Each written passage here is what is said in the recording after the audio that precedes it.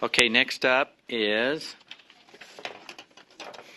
and we're really close to being on schedule today.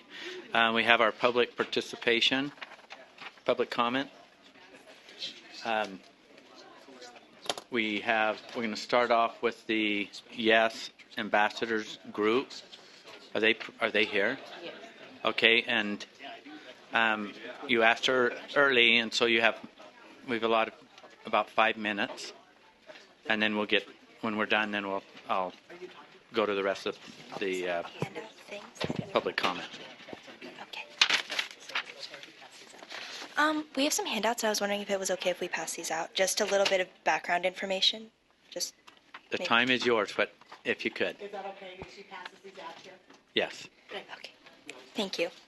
So, hi, my name is Ava, and I attend a private school in Utah. I am a YES ambassador. YES stands for Youth Examples of Self-Advocacy. We are a nonprofit sponsored by Learning Ally, and as some of you might know, October is Dyslexia Awareness Month in Utah. And we wanted to come here to share some things we wish our teachers knew about dyslexia. First things first, dyslexia can't be cured. Although I can learn to read, write, spell, do math facts, and succeed in life and school. Please remember, dyslexia is not an intelligence issue. It's a neurological difference. So please keep expectations for me high. I enjoy math in school, and I love to be challenged by all writing assignments. Thank you for letting me speak. Hi, my name is Tyler, and I attend a public high school in Utah.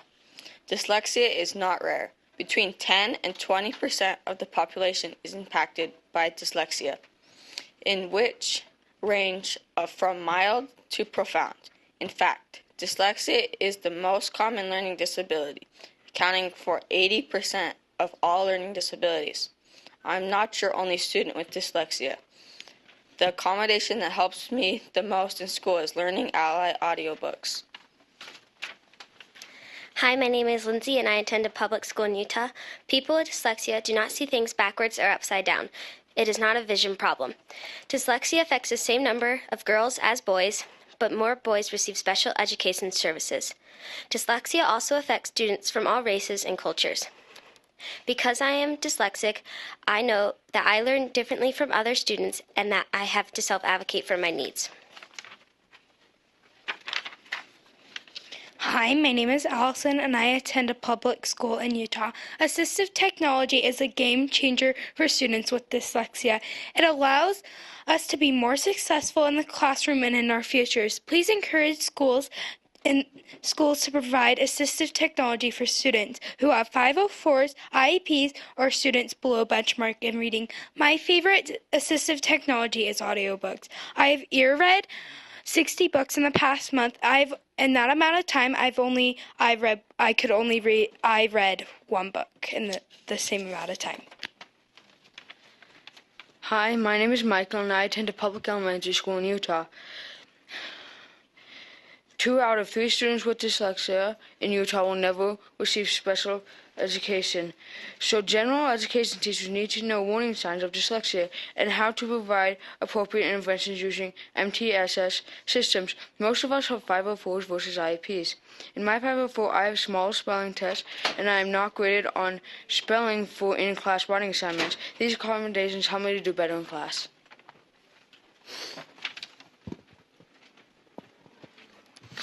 Hi, my name is Jefferson Cantrell. I attend a charter school in Utah. Students with dyslexia will be able to learn to read if they are provided explicit, direct, cumulative, structured literacy interventions. The earlier these interventions begin, the better. However, it's never too late for a student to learn to read. To help me with my dyslexia, my family has provided private tutoring with people trained to work with dyslexia since the 3rd grade. We have also educated our families about dyslexia so we can better advocate for our educational needs with teachers and schools. Please join with us to acknowledge the impact of dyslexia in Utah's schools and continue to provide support so all students with dyslexia can succeed. Thank you for listening and for your work to help educate all students in Utah.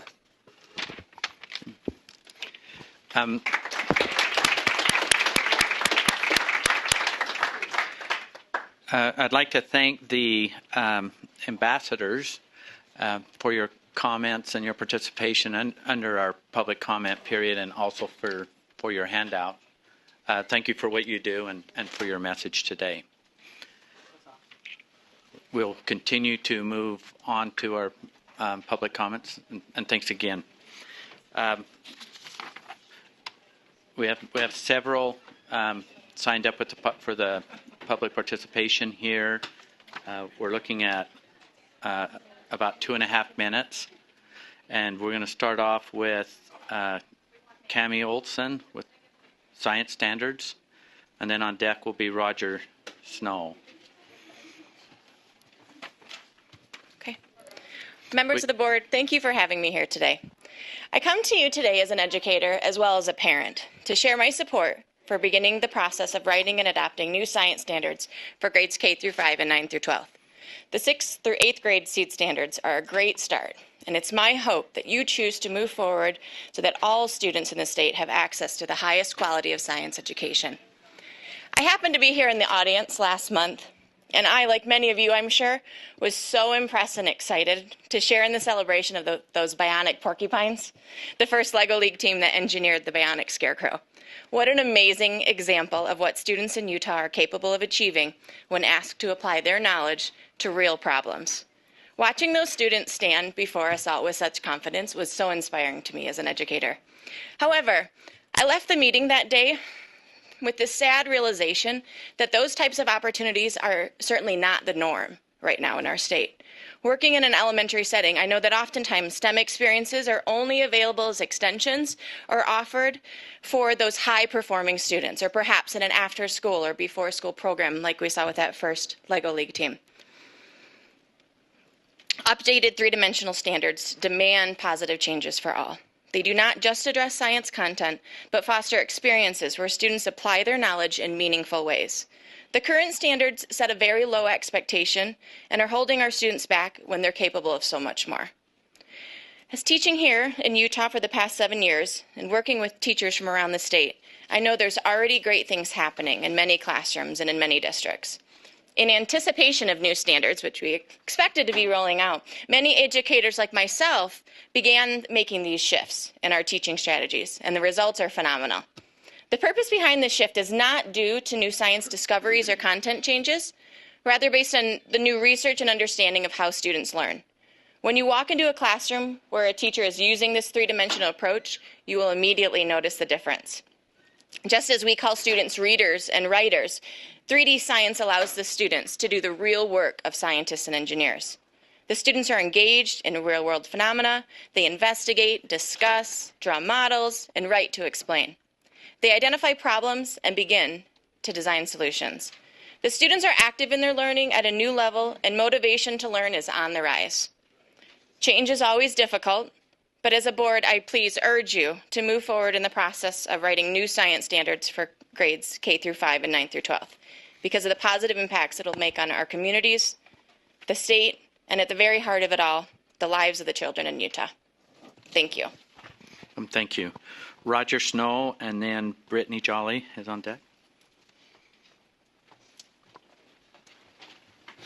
Members of the board, it's a pleasure to be able to address you today. I'm here also in support of the move to adopt new science standards for K-5 and 9-12 to match what has already been done in grades 6 through 8. I've had the opportunity over the past few years to be able to coordinate with many other district leaders and science curriculum directors in training our teachers in learning these new science standards. And just as Mrs. Olson indicated, the outcomes are phenomenal, pun intended. When we move towards a phenomenon-based instructional model, we tap into the natural instincts of our children, which is to question and investigate and try and find root causes.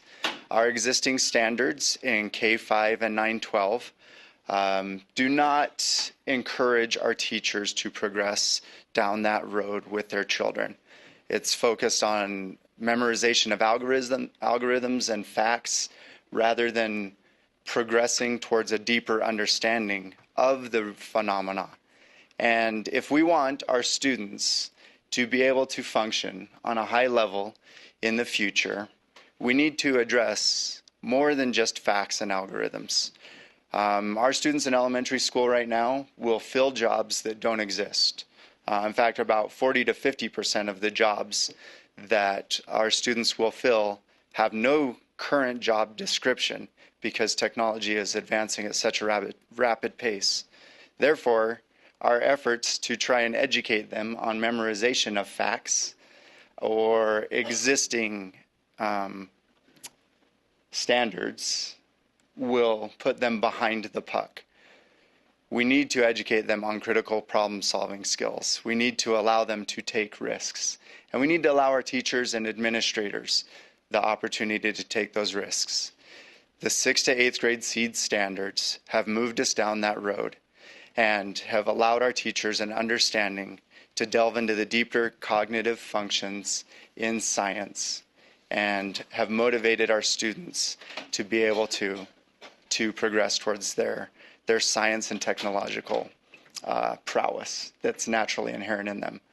I commend you for your adoption of those standards and commend you for your future adoption of standards in K-5 and 9-12 and support those efforts from a district level and with many other district leaders. Thank you for your time. Next, we'll have Brittany Jolly and then Rhonda Rhodes is on deck. Good morning. I just wanted to first off thank you all for having me here today. I am here to offer my recommendation also to move forward with the K through 5 and high school level SEED standards. By adopting these standards, we are acknowledging the fact that there is a better way to engage our students in science learning so that they can become scientists and not just students studying science. Over the past couple years, I've had the opportunity to work here in Utah with a very progressive district that saw these changes coming down the pipeline and knew that in order to keep our students ahead of the game, we had to start making changes at the elementary level. And in doing this, I have seen the benefits given to our students as given the opportunity to critically think and apply their understanding to phenomena in real-world scenarios. As a 5th grade language arts specialist at our school, I never truly understood or considered myself a scientist. And over the past few years, I've had this profound shift in my thinking. And I've come to the realization that we're not attempting to throw out current standards. We're just simply asking for better standards that help our teachers with their methodologies and practices by engaging students in that three-dimensional science. Three-dimensional science values students' ability to question and study these phenomena. And in doing this, even our most struggling students are able to be successful in the classroom. Lastly, I want to give our students authentic science experiences and not just memorization. Rather than lecture formats, we're moving to student-centered opportunities. And in doing this, we're raising the rigor for all of our students because we know that they are capable of rising to those higher expectations. This will lead our students to not only become more career and college ready, but foster a love for science. My students now have a deeper sense of urgency to learn about the world around them. And so I am simply coming to you today as an educator speaking for our students. And as we speak, my students are thinking towards the futures, and I look forward to the day when all of our students in Utah are doing the same thing. Thank you. Thank you. Next is Rhonda Rhodes with Utah Music Educators Association. And then on deck is Ashley Foons, I believe I said it right. I hope I did. Thank you for your time today. I'm here to invite you to an event that is this Saturday, and I know it's really short notice, but annually, one of the largest groups of high school students at any one time in one place meet as an all-state choir. And the concert is this Saturday at the Tabernacle downtown Salt Lake City. This year the choir is under the direction of the Mormon Tabernacle Choir Associate Director Ryan Murphy. And there's over 600 students in this ensemble, and they are chosen by their choir directors in their high schools, recommended, and they gather together first in regional rehearsals, and then starting this afternoon at Taylorsville High School, they'll be meeting today and tomorrow, and then the concert is 7:30 on Saturday evening. I have with your permission, I could send around these programs.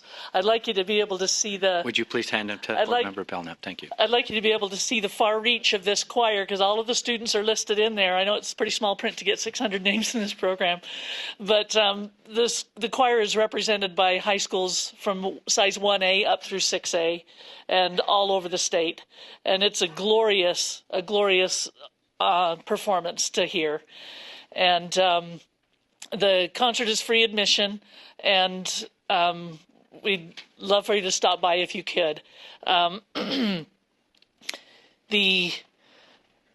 This choir performs annually in October, this same weekend, and it's, like I said, one of the largest gatherings of high school students that there is in the state. And as Utah Music Educators Association, we're happy to sponsor it. And the concert starts with the Utah Valley University Choir singing at first, and then there's an organ solo by one of the Tabernacle organists, and then the All-State Choir will take the second half of the program. And so thank you for your time and for your support of Utah education. Thank you. Ashley, is Ashley here? Not seeing Ashley. Okay, we'll move to Heidi Matthews with UEA, and then Jennifer Combe is next. Good morning. I'm Heidi Matthews, president of the Utah Education Association, and I appreciate the opportunity to address you this morning.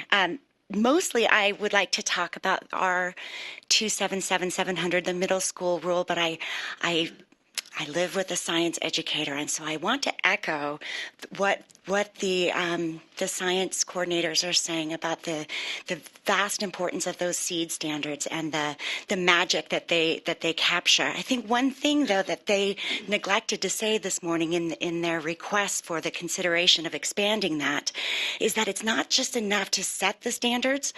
We've got to fund the support of them. We've got to fund time for teachers to learn this way of teaching and allow for collaboration and experiences for the students, and that costs money. And I think that brings me back to the middle school competency rule, or the R277-700 that we had the largely attended hearing on a couple weeks ago. Would we be having this conversation if funding wasn't such an issue in Utah? Would those rural school districts who are struggling to find a music teacher and they just can't find it, and so they come to you and say, we need some flexibility with those standards, not because they want to eliminate music, but because they simply can't staff it and support it? Why don't we, instead of changing the rules about the standards and the requirements, why don't we invest in a statewide teacher pipeline and put money into those rural districts so that they can grow their own educators and be able to support the needs that they want and the rich curriculum for all of our students? So I would really consider have funding be at the heart of all of the decisions that we're looking at. Can this be addressed in a different way? I also wanted to share with you a formula that I was presented with at a systems. Oh my goodness. Okay, it's A times C equals E. A is acceptance, C is content, and E is excellence. If you don't have acceptance of something, and the acceptance and the buy-in, regardless of the quality of the content, you're not going to have excellence. And vice versa, if you don't have a rich content that's been fully thought through, but you have huge buy-in to it, you aren't going to receive that level of excellence that you want. We had neither with this rule, neither the full-on acceptance or clarity of the content. Maybe it's good, but I ask for you to delay until people can fully understand what that rule would be and that we can all get behind it unanimously. Thank you. Next up is Jennifer. Go. Hello, I'm Jennifer Collin with Utah PTA. I am the Individual Development Commissioner. Along with us today, we have Julie Clough, the Community Involvement, and Leanne Woods, the Education Commissioner. And we are speaking on behalf of Utah PTA regarding our favorite, Rule 277-700. During the public hearing last month, we shared with you the statements from our member-approved resolutions on the importance of arts, health, and physical education. We shared with you the value each student's diverse needs and encouraged statewide practices and requirements that achieve balance and flexibility in student curriculum. However, we oppose efforts that too narrowly define academic rigor solely based on language, arts, math, and science. Today, we speak to you on behalf of the students whose only exposure to arts, music, and theater may be through the required art class, for the student with emotional struggles who may hear something in health only because she is required to be there. That encourages her to reach out for help. For the student who would much rather be sitting in front of the YouTube videos, but get some much needed physical activity because he is required to take a PE class. And for the student whose parents may be unavailable or unable to guide him to classes that will open the world to a new possibility. We recognize that this rule as currently stands gives local districts the ability to require these classes that you have removed from the state required coursework. But we believe that as a board, you have the ability to craft this rule in a way that gives consistency, clarity, flexibility, that acknowledges that there are students who absolutely do not need to take specific classes because they are getting those opportunities through other means, but also acknowledges that it is not only our local districts who value arts, health, and physical education, but as a state, Utah feels that arts, health, and PE are just as valuable and necessary as language arts, math, and science. We ask you to make a change to Rule 277-700. Thank you. Thank you. Next is Superintendent Cade Douglas from Sevier School District. Hello, I am Superintendent Cade Douglas from Sevier. I really appreciate my relationship with each of you, either personally or on Twitter. I feel like I know all of you, and I really appreciate that. And I appreciate your listening ear. I woke up a little bit early today to support Debbie Morgan, our teacher that's representing us for the Presidential Award. And I did that, drove up because I feel like there's nothing more powerful than an outstanding teacher in the whole world. I feel like there is nothing more powerful than an outstanding teacher. And then to add to that, there's nothing more powerful than an outstanding teacher who has a voice. I know that you'll listen more to Debbie than you would even to me or other educational leaders. So I love giving people like Debbie a voice. Since my fellow superintendents heard that I was going to come up to support Debbie, they asked that I represent them, very formally the 7 superintendents in central Utah, and then myself, and then informally dozens of other superintendents to speak a little bit about Canvas, the learning management system for the state. I come in full support of Canvas, that the board support UETN's purchase of Canvas for the entire state. I wanted to make sure you are all clear with what Canvas is and what it does. It's a learning management system. So at this point, it's as important to us as internet connection or cell service. It's not just another software product that districts might choose to purchase, like other software projects. This is something that higher education has already selected as their learning management system.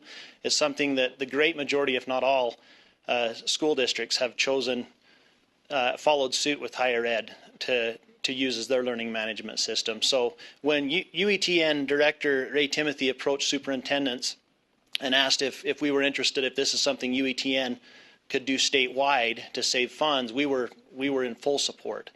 So this is something it's used frequently and often. If the state chose to select a different learning management system at some point or another, we would be in support of that. But it is very important in this case that we all use the same system for obvious reasons. I hope you understand what those might be. Some quick examples: if we have students that are taking concurrent enrollment, which a great majority of our students are, they're using Canvas. They're becoming familiar with Canvas. Many school districts are adopting policy that encourage students to take online courses or hybrid courses so they're familiar with Canvas before they move and transition into higher ed. So it's an awesome tool. It's a little different than what you might think as far as just normal software. I like to think of it as internet or cell service. So just wanted to take that opportunity to share that with you. And thanks again for the relationship that we all share. It's a really good thing. I think we're doing good things in Utah because of it. Okay, thank you. This concludes our public comment. At this time, I just want to deviate just for a few minutes away from our calendar. We had a person sign up for our public participation, and I couldn't help but notice, somehow I noticed that she came in. So we'd like to give a couple minutes, if we could, to Ashley, is it Foons? Okay, I'll let you introduce yourself. I didn't hear that. And then, who is Miss Utah County? Oh, awesome. And your name again? Ansley Funes. Funes. Sorry, it's from Spain. It's a little. I'm Miss Utah County, and part of my pageant participation is we have to come up with a platform. So I chose my platform to be on education because it went along with my story from moving from Idaho to Utah. It was a hard transition for me, and I came across eating at lunch alone, having no friends, and not being involved in many studies. And it wasn't until I decided to make a change in my life, to get involved in my academics, to get involved in my extracurricular activities and my school activities, that I decided to just further grow myself. And from doing so, I was involved probably in 14 clubs all 3 years of my high school. I graduated with my associates, and I'm now attending BYU in both cosmetology school at the same time. And so as a title holder, it's part of my duty to help encourage and inspire students. And so part of things that I like to do is I'll attend schools and I will talk about how to become an educated learner. Because I believe that the whole reason that we attend college or the whole reason that we go to school is to become a learner for life rather than to just increase our academic and increase our performance in our studies. Because I believe in the success that we can build in our nation. And it's something that I made a little acronym called FIT in education. And FIT stands for Focused, Intelligent, and Thriving. Because I've always believed that if we're focused in our studies, then we can improve our intelligence and ultimately become thriving members of our society. So I am so honored to be here today, and I am so happy to be here in the Utah State Board of Education meeting because it's super cool. And I would love to be a part of anything that, any events, anything that's held here, anything that I can do to help to increase education. I'm hoping my goal is to at least increase it to 90% by 2020, something crazy.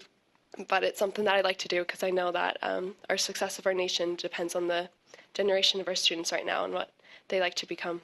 Our leaders, our students today are our leaders tomorrow. So thank you guys for your time. Okay, thank you for your comments. Thank you. Appreciate your service. Thank you.